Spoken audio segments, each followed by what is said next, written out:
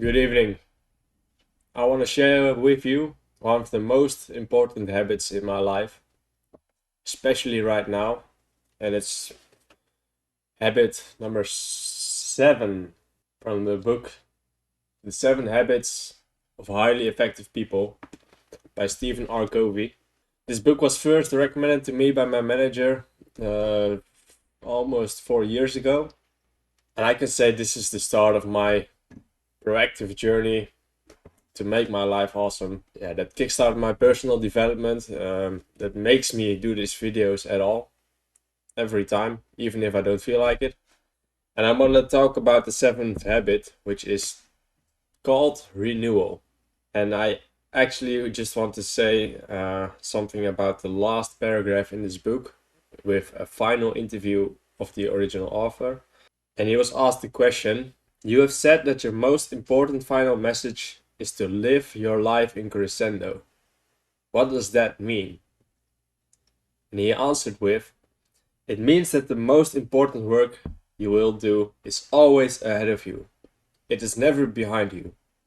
You should always be expanding and deepening your commitment to that work, and retirement is a false concept. You may retire from a job, but never retire from meaningful projects and contributions." Crescendo is a musical term. It means to play music with ever greater energy and volume, with strength and striving, and the opposite is diminuendo, which means to lower the volume, to back off, to play it safe, to become passive, to whimper away your life. So simply live life in crescendo. It's essential to live with that thought. Regardless of what you have or haven't accomplished, you have important contributions to make. Avoid the temptation to keep looking in the rearview mirror at what you have done and instead look ahead with optimism. And that reminds me of Elon Musk saying, "It's better to be optimistic and wrong than pessimistic and right."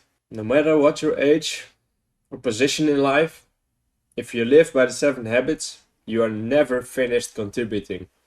You're always seeking something higher and better from life, the next fascinating challenge, the great understanding, more intense romance, more meaningful love.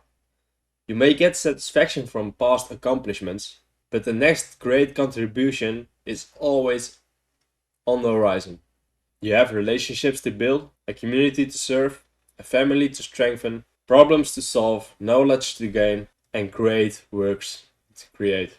One of my daughters once asked me if I had finished impacting the world when I finished writing the 7 Habits of Highly Effective People, and I think I startled her with my answer.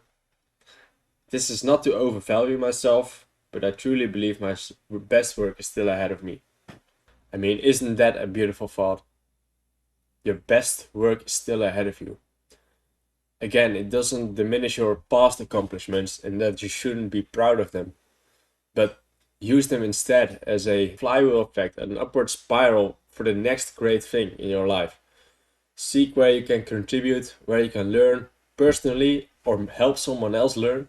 That's also what it means to be a highly effective person